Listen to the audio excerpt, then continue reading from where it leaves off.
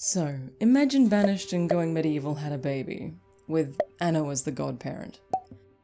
Settlement Survival is the bouncing bundle of joy that has landed on our city builder loving doorsteps from Gleamer Studio. With a bright, eye-catching style and more than a few hints from our favourite classics, I was eager to see if this game can level with the titans it hails from.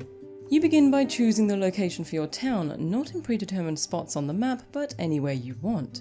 Certain environmental features are picked out for you with resource point icons which mark spots where cattle will graze easier, crops will flourish, and new animals can be found for husbandry. Finding a choice spot between as many of these resource icons as possible should be your first priority. Once your town is settled, the tutorial begins. Instead of pushy click boxes, you're given target goals with incentives, but development isn't railroaded and you're free to explore as you wish. I followed the tutorial diligently, but as a veteran Banished player, I was a little suspect when I was directed to build a distillery before a tailor or blacksmith. I broke free of the chute and built a blacksmith before things got dire, but a heads up if you're going into settlement, Toolpocalypse will strike here as well. Villagers will also get chilly, so firewood and rough clothes are required for the cooler months. Players of Banished will find a lot of this very familiar, as RimWorld players did for Going Medieval. The market, storage pile, and job management system is pretty much the same, and for those unfamiliar with Banished, it's easy to pick up quickly. To assign an extra person to a role, you simply open an extra position in the building screen, and a free labourer will fill it. The game waits for you to manually employ someone instead of doing it for you like Banished, which is really welcome here. Temporary workers are listed up the top next to your health and happiness bars, and oh boy, those are a joy to fill. I love economic challenges, so I quite enjoyed having to fight for bars of soap and improved medical services to give my little villagers a health boost. Debuffs apply for bad health, so be wary. Alongside the health and happiness bars, you have your calendar which warns of upcoming events and seasons, and your development points. Development points, I hear you ask. My darlings, I would like to introduce you to Banished with a research tree. The tech available for research is many and varied. With improvements to health, education, quality of life, and more, your hard work and expansion pays off passively as your development score increases and you unlock points to spend. The buffs and improvements provided by new technology allow your town to increase in health and happiness while expanding your industry. As for the rest of your HUD, your notifications are bottom left and do include warnings that you have adults with no free houses to move into.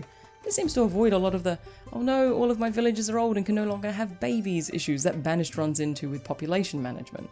Houses can only be built within the reach of a market, and certain buildings such as the church and bathhouse will influence them and those who live there as well.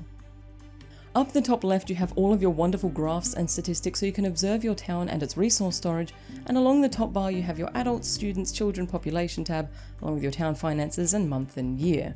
Some extra dot points for you to consider. Yes, you can rename villages.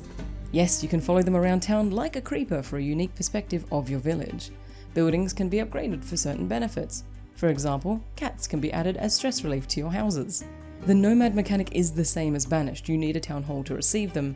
Yes, there is a day-night cycle, but it takes around 5 years for it to first become nighttime. However, the nighttime lighting is worth the wait.